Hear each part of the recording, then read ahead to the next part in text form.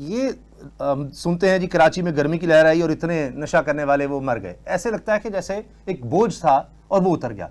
उनको नशा मिल किस तरह से रहा है, कहाँ बन रहा है, वो एक अलग कहानी। लेकिन ये वो नशा नहीं नजर आता जो ये खातून काम करती थी, क्योंकि 40-40 हज़ार का वो पता चल रहा है और इसने अपना ब्रांड बना लिया हुआ था।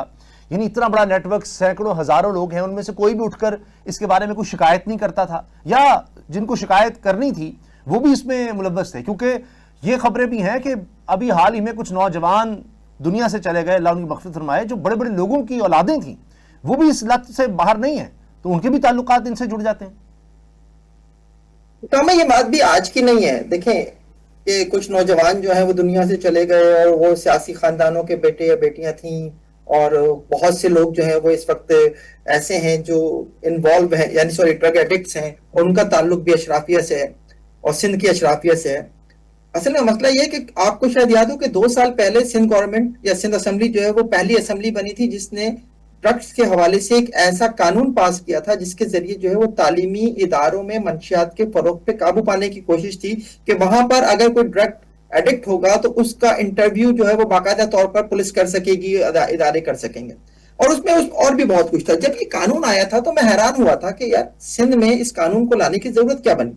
अच्छा, उसके बाद वक्तन फवक्तन जो है हमें सिंध गवर्नमेंट की जानिब से ऐसे स्टेप्स नजर आते गए जिनमें ये नजर आ रहा था कि जनाब सिंध गवर्नमेंट बड़ा सीरियस ले रही है इस मामले को, मंशियात के मामले को। और आपने पिछले हफ्ते की शायद खबर है कि आपने देखा होगा कि सिंध असेंबली में फरियाल तालपुर साहिबा ने एक इजलास किया जिसमें आईजी सिंध साहब को भी बुलाया, और उसमें उन्होंने उनसे कहा कि आप मंशियात के खिलाफ कार्रवाई क्यों नहीं करते।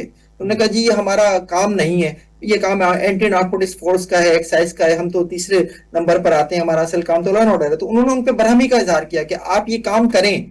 तो ये सारी चीजें साबित करती हैं कि बेसिकली कहीं गड़ा है जहां पानी मर रहा है, कोई ऐसी जगह है जहां पर जो है वो बहुत ज्यादा इस सारी सूरत हाल की वजह से तशवीश है। और जाहिर है उसकी तशवीश है, हमें भी पता है कि तशवीश है, लेकिन साथ साथ मसला यह भी है कि उसी पार्टी के लोग, इसी हुकूमत के लोग, इसी हुकूमत के नीचे मौजूद पुलिस अफसरान, ब्यूरोक्रेट जो हैं, वो ऐसी माफियाज के कनेक्शन में भी हैं। और ये कनेक्शन जब होते हैं तो उसी की बुनियाद पर यह एतमाद आता है जो अनमोल पिंकी का एतमाद था। वो कोकेन मंगवाती थी, उसमें जो है वो बाकायदा तौर पर इन्वेंट करती थी मुख्तलिफ किस्म के, उसके बाद उसने कैटेगरीज बनाई हुई थी। वो जो है वो उसकी ट्रांसपेरेंट की पैकिंग अलग थी, सिल्वर की पैकिंग अलग थी, गोल्ड की पैकिंग अलग थी, उनके ऊपर बाकायदा मैडम पिंकी लिखा हुआ होता था पैकिंग के ऊपर। वो बेचती थी, और बेचती क्या थी, उसने तो बाकायदा अपना एक सिस्टम बनाया हुआ था। कल जब मैं इसके ऊपर काम कर रहा था तो मुझे एक स्क्रीनशॉट किसी ने शेयर किया, वो स्क्रीनशॉट बेसिकली इसके भेजे गए एक मैसेज का है। उस मैसेज में ये लिखा हुआ है कि एक नई ऑफर आई है, और उस ऑफर के तहत जो है अगर आपको वो कोकेन चाहिए तो एक पीस जो है 15,000 का मिलेगा, अगर आप ज्यादा लेंगे तो आपको 12,000 का मिल जाएगा। और फिर उसी मैसेज में लिखा हुआ है कि अगर डीलर्स को, अब डीलर्स कौन है, बेसिकली यहाँ पे कराची में बल्कि पूरे मुल्क में जो है वो मसाज सेंटर्स की आड़ में, ब्यूटी पार्लर के धंधे की आड़ में जो दूसरा धंधा भी हो रहा होता है, तो वहां भी रिक्वायरमेंट होती है, वहां पे डील वो डिमांड होती है।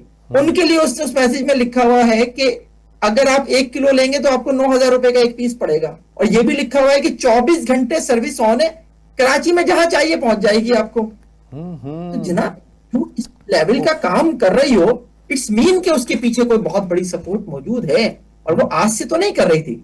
उसके जो ऑडियो मैसेजेस आपने सुने हैं वो आपको बता रहे होंगे कि वो किस लेवल का है, कि उसके पीछे जो वो कह रही है कि मेरे पीछे 15 साल से लगे रहे पुलिस अफसरान, रिटायर हो गए, रिटायरमेंट के बाद मुझे मैसेज करके या फोन करके कहते हैं कि उम्र गुजर गई तुम्हारे, तुम्हें नहीं पकड़ सके। तो कैसे पकड़ोगे, तुम लोग सोचते कहीं और से हो।